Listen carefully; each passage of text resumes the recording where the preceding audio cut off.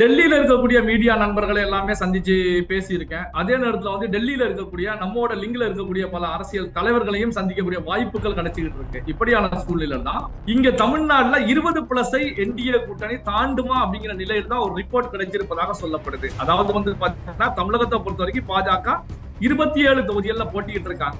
இந்த 27 தொகுதியில பாஜக ஒரு சில தொகுதிகளில் வெற்றி பெறுவது கூட இயலாத காரியம். இதற்கான காரணமாக இருக்கக்கூடியவர் தமிழக வெற்றி கழகம் விஜய் அப்படிங்கிற ரிப்போர்ட் அங்க கிடைச்சிருக்கு. காரணம் என்ன அப்படின்னா, கூட்டணி கட்சிகள் மோதிய தொகுதிகள் எல்லாமே 90% தமிழக வெற்றி கழகம் வெற்றி வாகை சூடிவிடும். அதே போலதான் அதிமுகவை பொறுத்த வரைக்கும் அதிமுகவுடைய முன்னாள் அமைச்சர்கள் கூட பல பேர் இந்த தேர்தலில் தோல்வியை சந்திக்க போறாங்க. அந்த எக்ஸிட் போலிங்களும் பாத்தீங்கன்னா விஜய்க்கு 25-30 ஒரு பிரபலமான மீடியாவை பொறுத்த வரைக்கும் 38% வரைக்கும் போட்டிருப்பதாக செய்திகள் கிடைச்சிருக்கு. இதுதான் டெல்லி பாஜக மட்டத்தில் பெரிய ஒரு அதிர்வலையை உருவாக்கி இருக்கு. அப்போ தமிழகத்துல என்டிஏ கூட்டணி திமுகவை வீழ்த்த போவது கிடையாது. டிஎம்கேக்கும் டிவிகேக்கும் இடையிலான ஒரு தேர்தல். இந்த தேர்தலில் டிவிகே பெரிய அளவுல ஒரு விஸ்வரூபம் எடுக்கும். விஸ்வரூபம் அப்படின்னா ஆட்சி கட்டலில் அமரக்கூடிய அளவுக்கு ரிசல்ட் மாறுவதற்கான வாய்ப்புகள் இருக்கிறது.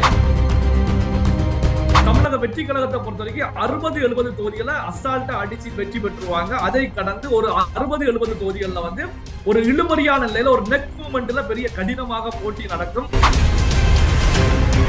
டபுள் டிஜிட் அல்லது ட்ரிபிள் டிஜிட் அப்படிங்கிற நிலையில தான் களத்துல இருந்துகிட்டு இருக்காங்க. சோ தமிழக வெற்றி கழகம் ஆட்சி அரியணை ஏறுவதற்கான வாய்ப்புகள் கூட இருக்கிறது அப்படிங்கிற நிலையில தான் டெல்லியில பெரிய அளவுல போகக்கூடிய இந்த தாக்க பொறுத்த வரைக்கும் டெல்லி பாஜகவுல ஒரு அதிர்வலையை உருவாக்கி இருக்கிறது. டெல்லியில் இருக்கக்கூடிய ஜேர்னலிஸ்டுகளை பொறுத்த வரைக்கும் விஜய் அவர்களுக்கு 30+ அப்படிங்கிற சதவீதத்தை தாண்டும் 30க்கு மேல % செல்லும். விஜய் அவர்களை மெஜாரிட்டியோடு ஆட்சி அமைப்பதற்கான ஒரு சூழல் கூட களத்துல இருக்கிறது. இதற்கான காரணம் மக்கள் மத்தியில் ஏற்பட்ட மௌன புரட்சி. இந்த புரட்சியின் மூலமாக திமுகவுடைய அஸ்திவாரத்தில் விஜய் கை வைத்திருக்கிறார், அதிமுகவுடைய அஸ்திவாரத்தில் கை வைத்திருக்கிறார், காங்கிரசுடைய அஸ்திவாரத்துல கை வச்சிருக்காங்க, பாஜகவுடைய அஸ்திவாரத்துல கை வச்சிருக்காங்க. அதாவது தமிழகத்துல பாரம்பரிய ஓட்டுகள் அப்படின்னு சொல்லி நீண்ட நெடிய காலமாக களத்தில் இருக்கக்கூடிய கட்சிகள்